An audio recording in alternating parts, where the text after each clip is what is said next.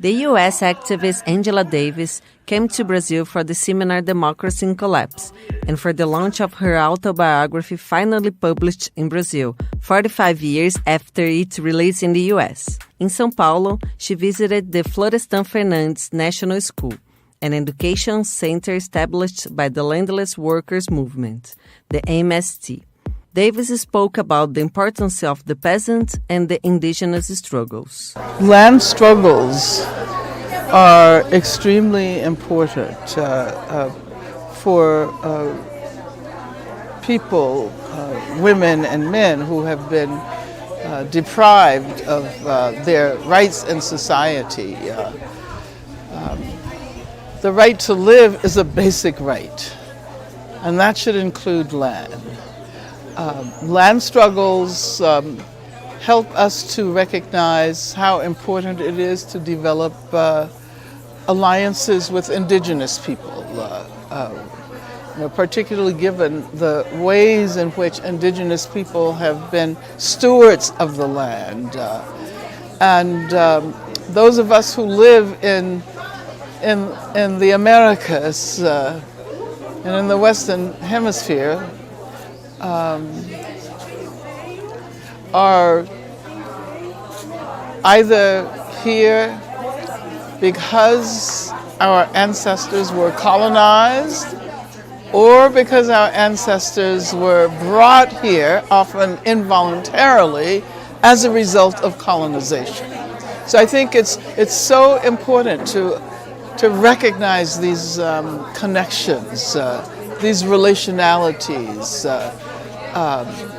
There can be no effective struggle to free black people or black women without addressing the land. It also makes us recognize what it means to protect the land and the ocean and the air. And so land struggles are directly related to struggles against the destruction of the environment. I think this is what we often call intersectionality, recognizing the connections, the relations. And I think intersectionality is most powerful when we consider intersectionality of struggles. And so I would like to congratulate you for the extremely important work that you are doing. You will change the world. The world will be different. The people with whom you're struggling, they will play a role in forging a better future for us all. A civil rights icon, Angela Davis also spoke about what her visit to Brazil means. Well, I would say for a long time I have been impressed by the social movements here in Brazil for many years, for decades, as a matter of fact. And I feel humbled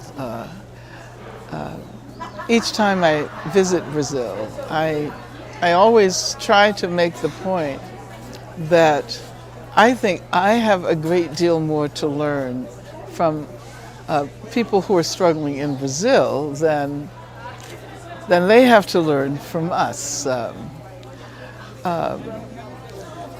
The black feminist traditions here are powerful. And I think the world should know the work of Lélia Gonzalez. And the world should recognize how black women in Brazil, and I'm specifically thinking about Luisa Barros, who began in Bahia, and I met her in the 1990s, and I watched her persistence, and I watched the work that she did in Bahia, and then of course she became the head of the Ministry of Racial Equality. Such a thing has never existed in the United States. There's so many ways in which we can learn from the movement history of Brazil. So, as I said before, I'm very humbled, and I hope to play a role in creating solidarity for your struggles here in Brazil in the years to come.